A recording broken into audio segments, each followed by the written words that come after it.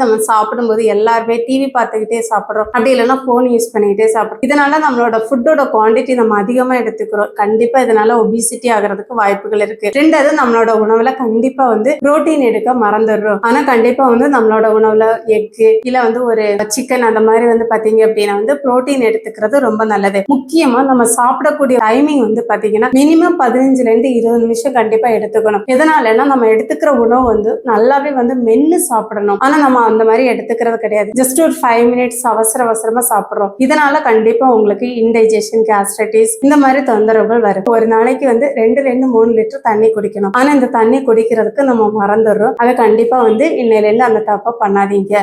சாப்பிடும்போது நிறைய பேர் கூல் ட்ரிங்க்ஸ் எடுத்துக்கிற பழக்கம் இருக்கு. அது தயவு பண்ணி எடுத்துக்காதீங்க. நிறைய பேர் பாத்தீங்கன்னா மார்னிங் பிரேக்ஃபாஸ்ட்டை ஸ்கிப் பண்ணிட்டு மதியம் அதிகமான கலோரிஸ் எடுத்துக்கிற ஹேபிட்ஸ் இருக்கு. இந்த மாதிரி இருக்கிறவங்க தயவு பண்ணி ஸ்கிப் பண்ணாதீங்க. இதனால கண்டிப்பா நமக்கு நிறைய பிரச்சனைகள் வரும். டைமுக்கு ஃபுட் எடுத்துக்கிறதே கிடையாது. இதனால ரொம்ப பசி எடுக்கும் போது நம்ம என்ன பண்றோம் அப்படின்னா நிறைய ஜங்க் ஃபுட் எடுத்துக்கிறோம். இந்த தவிர தயவு பண்ணி பண்ணாதீங்க. மேக்சிமம் பாத்தீங்கன்னா டைமுக்கு நம்மளோட குவான்டிட்டி கம்மியா இருந்தாலும் அந்த டைமுக்கு ஃபுட் எடுத்துக்கிறது ரொம்ப நல்லது. ரொம்ப ஸ்ட்ரெஸ்டா இருக்காங்க, மன அழுத்தம் அதிகமா இருக்குது அப்படின்னா நம்ம என்ன பண்றோம் அப்படின்னா ஏதாவது ஒரு ஃபுட் ஆர்டர் பண்ணி பிரியாணி அந்த மாதிரி ஹை கலோரிஸ் ஃபுட் எடுத்துக்கிற ஹேபிட்ஸ் இருக்கு. அந்த மாதிரி இருந்தது அப்படின்னா கண்டிப்பா உங்களுக்கு வெயிட் அதிகமாகும். அந்த மாதிரி நீங்க ரொம்ப ஸ்ட்ரெஸ்டா இருக்கீங்க அப்படின்னா கண்டிப்பா உங்களுக்கு பிடிச்ச மியூசிக் கேட்டுக்கோங்க. அப்படி இல்லைன்னா வாக் பண்ணுங்க. இது பண்ணிட்டீங்க அப்படின்னா கண்டிப்பா உங்களுக்கு ஸ்ட்ரெஸ் ரிலீஸ் ஆகும்.